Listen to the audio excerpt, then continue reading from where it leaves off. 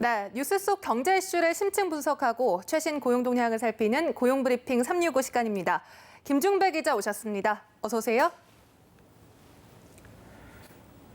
네, 안녕하세요. 게임을 둘러싼 부모와 자녀의 갈등이 끝없이 반복되고 있죠. 하지만 과연 게임이 부정적인 요소만 가지고 있을까요? 이슈픽에서 오늘 한번 살펴보겠습니다. 네, 지난 시간에도 이야기를 했지만 게임에 대한 생각에는 기성세대와 청소년들 간 분명한 시각차가 존재하는 것 같습니다. 특히 아이를 가진 부모의 경우에는 게임에 대한 부정적인 견해가 큰데요. 네, 청소년의 경우에는 대다수가 게임을 통해서 친구도 사귀고 또 스트레스도 없애는 시간을 갖는다고 생각을 하지요. 하지만 부모의 생각은 다릅니다. 게임하면 긍정보다는 이제 부정적인 생각부터 떠오르게 마련인데요. 한국콘텐츠진흥원에서 게임 과몰입에 관한 설문조사를 한 결과에 따르면 50.9%의 부모는 자녀가 게임 때문에 학업에 직접적인 방해를 받는다고 생각을 하고 있었습니다. 그만큼 자녀가 게임을 하게 되면 학업에 부정적인 영향을 미칠 거라고 생각하는 부모가 과반이 넘는다는 뜻입니다. 네, 그렇기 때문에 이 게임 산업을 축소시키고 규제를 강화해야 한다는 목소리가 점점 더 높아지고 있습니다. 네, 그렇습니다.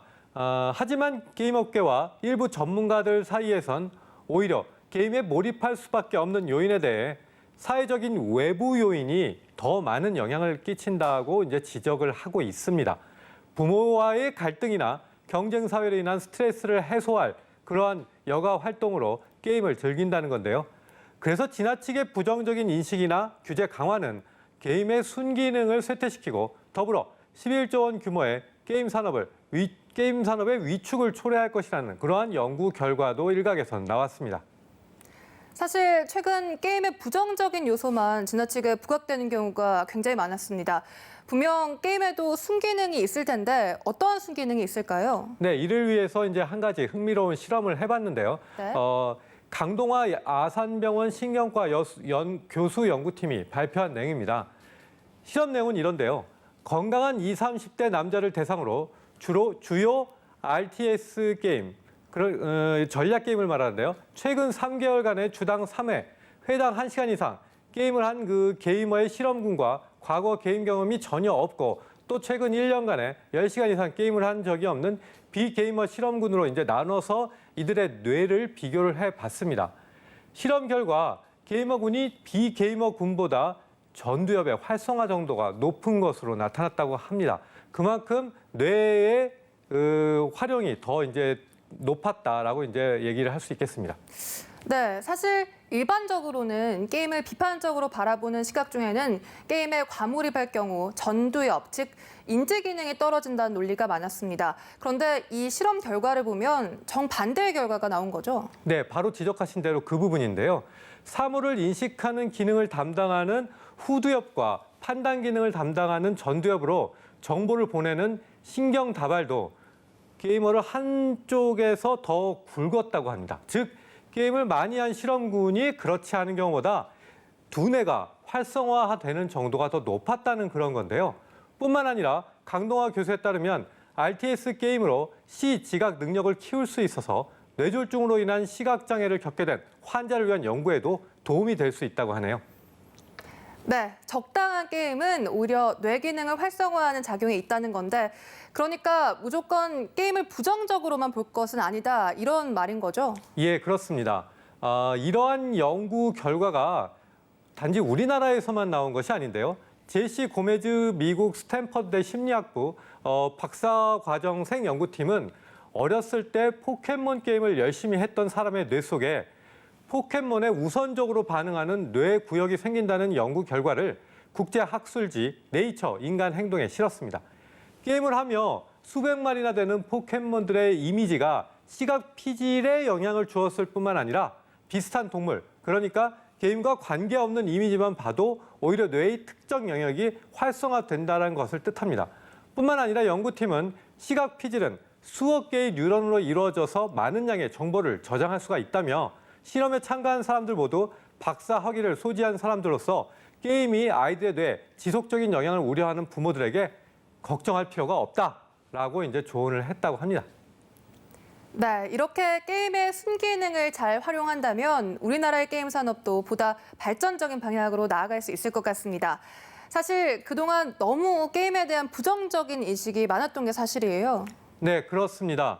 더욱이 최근엔 역발상으로 이제 학교에서 게임을 통해서 수업을 하는 경우도 많죠. 게임 산업의 순기능도 인정해야 하고 또 활용해야 한다는 목소리도 일각에서 높아지고 있는 것도 사실입니다.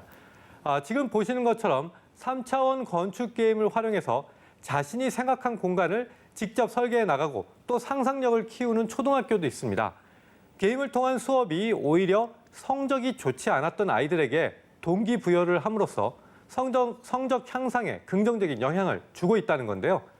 이 때문에 전문가들은 지금부터라도 게임을 과도하게 규제하기보다는 적절한 허용과 활용을 통해서 청소년들에게 긍정적인 동기부여를 할 수 있는 방향으로 나아가야 한다. 이렇게 얘기를 하고 있습니다. 네, 다음은 유용한 경제 용어만을 쏙쏙 골라 소개하는 뉴워드 시간입니다. 오늘은 어떤 단어 가져오셨나요? 네, 오늘 가져온 단어는 블루칩입니다. 블루칩은 주로 많은 분들이 아시다시피 주식시장에서 쓰여온 용어인데요.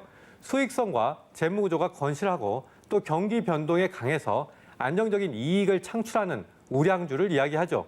자본금 규모가 크고 폭락을 하거나 또 주식시장이 폭락을 하거나 변동 가능성 그런 부분도 또 적어서 다소 비싸지만 외국인 투자자 또 국내 기관 투자자들이 선호하는 종목이기도 합니다. 네, 우리나라에서는 이 블루칩 하면 삼성전자와 포스코가 대표적인데요. 아무래도 가파르게 상승하지는 않아도 줄곧 좋은 성적을 내서 블루칩이라고 불리는 거죠. 네, 그렇습니다. 그런데 여기서 흥미로운 건요. 네. 이 블루칩이 카지노의 포커 게임에서 유래됐다는 겁니다. 카지노에서는 돈 대신에 흰색, 빨강색, 파란색 이렇게 세 종류의 칩을 통상 쓰는데요. 가장 가치가 높은 것이 바로 파란색, 바로 블루칩입니다. 역으로 이야기하자면 게임의 문화가 우리의 일상에도 친숙하게 들어와 있다 이런 뜻입니다. 네, 모든 사안에는 동전의 양면이 존재합니다. 이때 가장 중요한 건 이 동전의 양면을 고루 잘 활용해서 발전 가능성을 높여야 된다는 건데요. 한쪽 면만을 바라보기엔 이 성장 가능성이 아까운 것이 바로 이 게임 산업입니다. 순기능을 잘 활용할 수 있다면 여가는 물론 교육, 의료와 같은 분야에서도 양질의 콘텐츠를 만들어질 것으로 보이는데요. 오늘도 김중배 기자와 함께했습니다. 고맙습니다.